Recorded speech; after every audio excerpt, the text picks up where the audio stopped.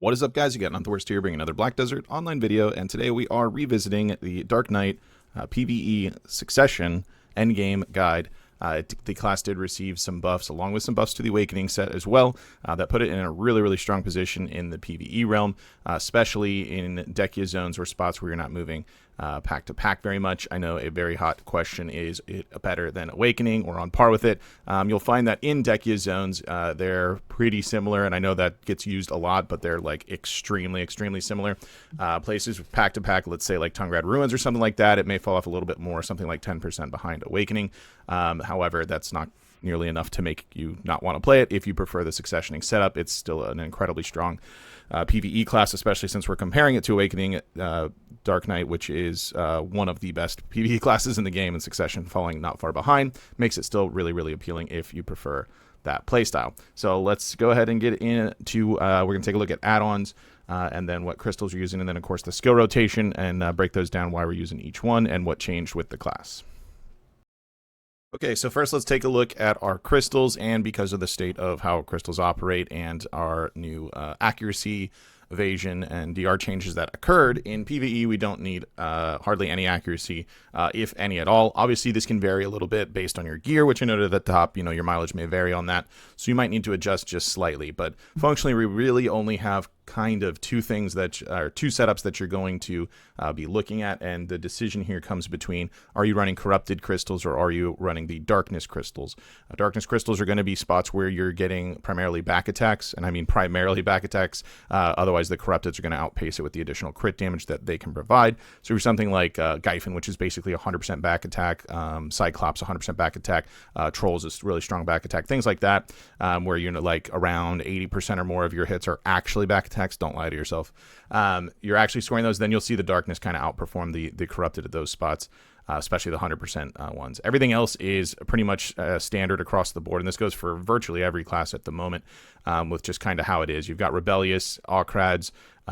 We fit 2 Dark Red Fangs in here. This could be 1 and then another Power Crystal. 1 is going to be more than enough for your max crit anyhow.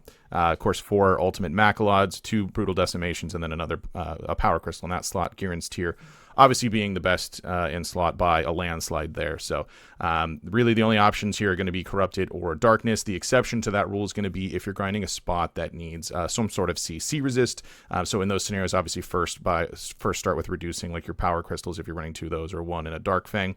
Or if you have a setup where you're hitting max crit, then you can drop 2 Red Fangs and the Power Crystal, whatever. If you need to drop from there, your next call would be the Decimation for whatever type of resistance you're running. I don't know how many resistance crystals you need to socket for you're grinding, but something like Ash Forest or Crypt, I wouldn't go overboard with it, but you have those options, so you can drop those if you need to do that. I know in some cases people are just mad lads and do it without. Just kind of depends. I think really only Dekia Ash is probably the scariest one to do without.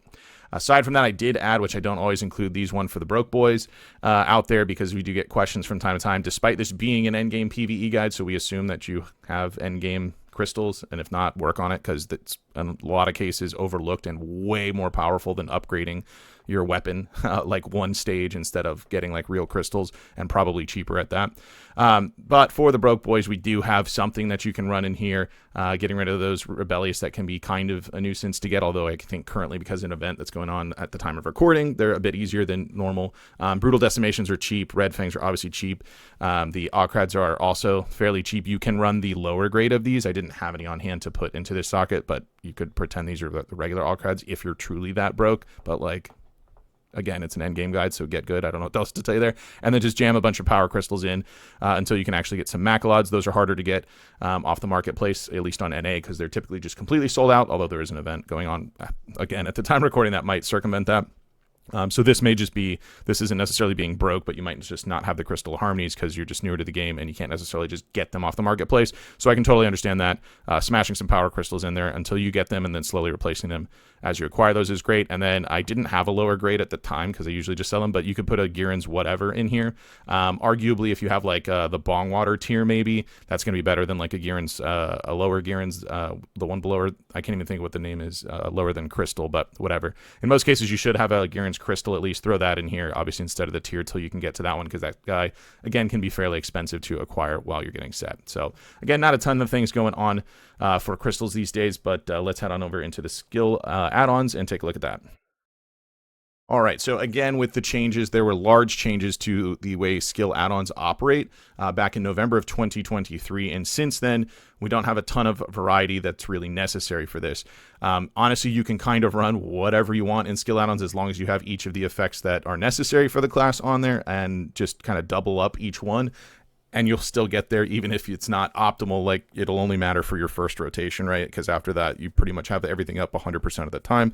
So it's not that massive of a deal like it used to be, where, you know, you're really trying to fine tune these to, you know, get some extra performance out of it. The way these are done, as I always say, is to line up to the skill rotation that we're going to be using. So if you modify one of these, you know, the add-ons, you're like, well, I prefer this one on this one, totally fine. But just keep that in mind with where does that fall in your skill rotation. And maybe you want to adjust that accordingly.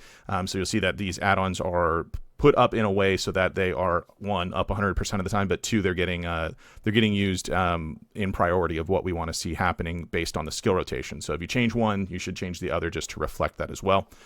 With that said, we have two options here, kind of your normal setup and then spots where there's actual down attack, where mobs can actually be down. Again, being endgame PvE, we're not talking about, you know, mid-game type spots or giants or something like this, right? Like we're only focusing on the real late game PvE zones in this guide. So they're pretty much the same across the board, but you'll note that we have down attack added in for those down attack spots, things like Tungrad, City of the Dead, although City of the Dead's kind of arguable because everything dies once it hits the ground anyways, but maybe it helps you out getting that one shot on them. So we do have that option for you. Nothing too crazy here. You know, critical hit rate, attack speed, highest priority here coming in with airstrike, which we're going to engage with in most cases. And then we just kind of doubled up everything where it needs to be reset. So we've got monster damage and critical hit damage on slanted balance, minus DP on the Wheel of Fortune, and recasting that extra monster AP on that as well. Then we have down attack and critical hit damage on the Lunacy of Adir. Again, if you're using another set, this could be back attack damage. We have critical hit rate redone on Twilight Dash to make sure we have 100% on that one all the time. You also see we have a movement speed on that one as well. You could very easily drop this for an additional damage modifier, so another down attack or back attack or critical hit damage, something like that. If you want to double those up, that's totally fine. The movement speed is just kind of nice for, let's say, Tungrad Ruins or something like that. Give you a little extra boost when you're running from pack to pack, and you'll see in the demo scene that actually is kind of handy because you just get there faster. And then standard DP minus on Legacy, that's been kind of the standard for forever, along with back attack damage. Again, there's nothing like crazy amazing that's going on. It's just the add-ons, the boost that you want to see. Once you get through a single skill rotation, it's up 100% of the time unless you AFK. So we're not really reinventing the wheel since these changes, which is a good thing. I think the disparity that exists before those November 2023 changes to add-ons were pretty wonky. So let's go ahead and jump into the skill rotation, take a look at what that looks like, and see how this is all going to tie in together. Okay, so first things first, for those that aren't actually watching the video and just want to jump to the skill rotation section, let me go ahead and get that up on the screen for you so that you can check those out. You'll note that I do have skill names and icons on the left-hand side of the screen, and then for the PC-only users, that'll be helpful for console players as well. PC-only users, if you just want the inputs, I have them on the right-hand side. I have a couple of preferences for hotkey usages on some of the shift skills, but I noted both there that I hotkey some of these, and you can also just use the shift if you choose to. So one of the biggest changes that occurred for DK, this is actually for both Awakening and Succession, is Unveiled Fate got a 10-second cooldown instead of its previous 18 seconds, I believe, and it got a pretty significant damage boost. So this is a really nice skill, just period. The biggest reason for that is because it gives you your attack speed buff, which Unveiled Dagger does too. This wasn't as big of a increase for Suck as it was Awakening, because this switches you to pre-Awakened when you're in Awakening. Since we're in Succession here, we can always just Unveiled Dagger to get our attack speed buff at any given time, and we always could. However, it being on a 10-second cooldown and the fact that the buff is 10 seconds and got a nice damage buff as well, all of those things kind of combined gives you just a nice little boost to the damage and makes it easier to pay attention to when you need to rebuff your attack speed. But obviously on Succession, you can always just jam F at any given time to get that back. So that was one of the biggest buffs. The other thing, before we go running through the rotation that we got, is Pervasive Darkness used to have a 10 DP debuff. They're called DP debuffs. They actually work like DR. The way it's a function of DR, it actually reduces the opponent's DR by 10. That was removed and replaced with a 10 AP buff. Okay, this is actually really important because we didn't have any AP buffs previously to this. We never had access to that. So in PvE, this actually gives you the ability to hit 1100 AP without your Z buff up, which DK, that was not possible prior to that buff existing. So that's pretty nice. And then as far as PvE goes, the DR debuff or DP debuff didn't really matter much since we have two -20 DP debuffs that were already getting used prior to that. Anyhow, there are some implications for PvP, but overall, I think it's not that big of a deal. So those were kind of the bigger changes along with it. A couple of damage tweaks on like Ravage Rake as well. So that's what got new.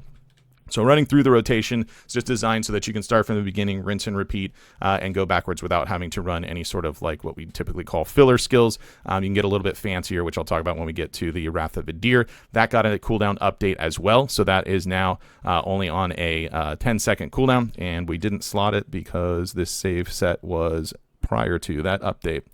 Let me swap into that real quick. Oh, I just used it. At any rate, we're gonna have Wrath of Vidir instead of Balanced Strike for this setup since it got a buff, and Succession really benefits from this. It also keeps your cooldowns at 100% of the time if you like to use a seamless skill rotation. So let's put that on there so it's going to make it a little easier and we can actually see the cooldown. But yes, it's got a 10-second cooldown now and got a damage buff. It previously was, I can't even remember, a very long cooldown similar to Unveiled Fate, and that is now gone. So rotation's just going to go, we obviously want to start with our attack speed buff, and then we're immediately going to go into Airstrike and Vidir Strike. That's going to apply our DP debuff on the mobs. You may need to camera turn depending on your positioning there, so just keep that in mind for it. And then right after the Airstrike, Vidir Strike, we're going to hit our Pervasive with Flow. That's going to give us that 10 AP buff that we talked about. We're going to go into Wheel here. That's got, if you recall from our skill add-ons, that's got our -20 DP debuff on our down attack build. So that gets applied right away. Then we can Lunacy if we're not in BSR mode for it. We're going to Lunacy, which once we do that, we can hold RMB if you're on PC afterwards and give us access into Nocturne. And then we're going to tap A to give us that Dark Execution, which has really nice damage on it. That can also reposition you for getting behind your mobs. Keep in mind where you're at, and you'll see this in the demo sometimes. I don't necessarily always use the Nocturne Dark Execution, and that's because I don't really want to give up my back attack positioning in some scenarios just to use that extra skill, right? So you might actually just see me go there and straight into Slanted Balance, which is typically after that Nocturne. So, just be smart about what you're doing. There's no reason to teleport to the front of the mobs to use one extra skill. You'll do less damage than if you stayed behind and kept that back attack. And you could always use it later on in the rotation if the mobs turn on you or something like that.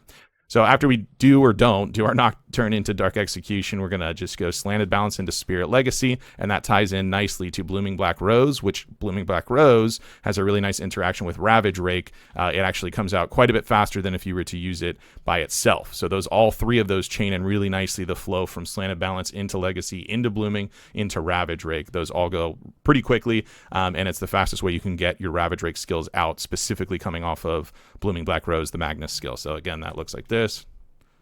And you get the faster interaction into your Ravage Rake. Ravage Rake got a little bit of a damage buff on the last flow piece, so you've got 4 hits that you want to sit through there. Now here you'll see I noted Unveiled Dagger. If you need to reapply your attack speed buff, you shouldn't, because this is timed to be about 10 seconds or so. Of course, dependent on your Z and E buffs. So you shouldn't need to reapply that. However, I've noted it there because sometimes, because of that forward motion of Ravage Rake, you might find yourself you're actually out of position a little bit, or a mob moved. So one of the better things to do here, rather than move yourself or even like dusking and positioning there, just throw a little Unveiled Dagger. You know what I'm saying? So you got that Ravage Rake going or whatever. You need to go over here where the last mob is. You can just get the Unveiled Dagger over there, but totally skip it if it doesn't apply and you're positioned properly. And then lastly, we're going to just do Enforcement Termination and then clear up with a Wrath of Vidir. So it's going to look like this. And you see Wrath of Vidir goes into it pretty quickly. My only gripe, which is probably not even a fair gripe at this point, thanks to the significant buffs Wrath of Vidir got, the animation lock afterwards is a little bit annoying, and there's no way to get out of it. So like after you use it, that's as fast as you can get out. It's not that big of a deal. It's just kind of nitpicky. If they could change any one other thing, just let me get out of Wrath of Vidir a little bit quicker. I'd be pretty happy. You'll see in the Tungrad Ruins portion of the demo that's like kind of holding the class back a little bit as far as like movement wise.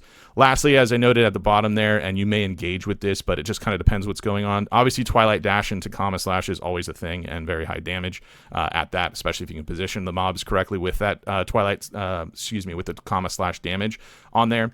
Pack to pack movement, you're probably going to want to save your Twilight Dash, like you'll see in the Tungrad piece, you probably want to save that for your movement. What Succession Decay lacks compared to Awakening isn't the outright damage, but the problem is a lot of your very high damage skills or your very high damage skills are also movement skills, right? So then you get limited to things like Balance Strike that has a flipping 35, 36 second cooldown or whatever, which obviously you're going to have that once every 4 packs or whatever it is. So that's kind of annoying. And then your Airstrike, Vidir Strike, we need this. We want the DPD buff. That skill is, you can engage from here to here, but if you're moving to a pack that's further, you don't want to use that skill as just a movement skill and not have it when you're engaged on the pack. And then Twilight Calm is obviously very useful too, but because it has the movement speed buff, it's kind of nice to clean up with rather than engage initially, so that you're moving faster to your next pack. If you're at a Dekia zone, which I noted in the spreadsheet as well, if you're at a Dekia zone, you don't really have to worry about that as much, so you can literally just open with it. So our rotation would be functionally the same, but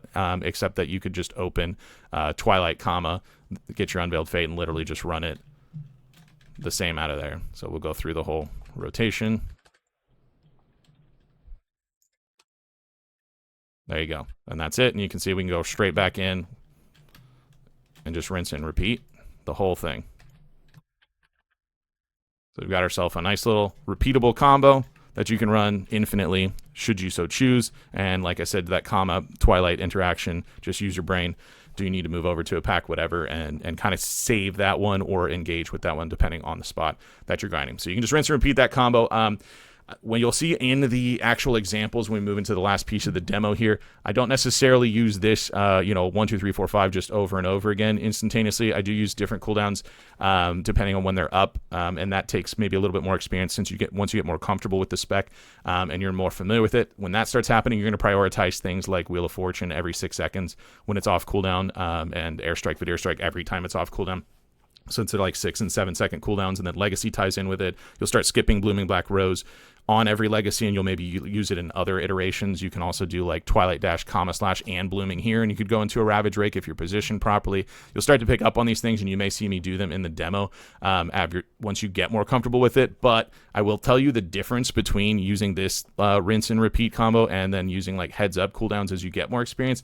It's pretty minimal. Like, just if you want to just play the class, not think about it too much, and use the rotation the way it's written, totally fine. You're not going to see a huge difference in this build, or in this spec rather, between using one or the other. So that is going to be it for this video. We're going to end out with the demo piece so you can check it out in action. I've got Tungrad Ruins and also some Crescents, the Dekia Crescents that recently came out, that's in there. So if you did enjoy the video, be sure to like it. If you're new to the channel, be sure to subscribe so you get notifications when new videos go live. And if you'd like to catch me playing live, there is a link to my Twitch page in the description down below.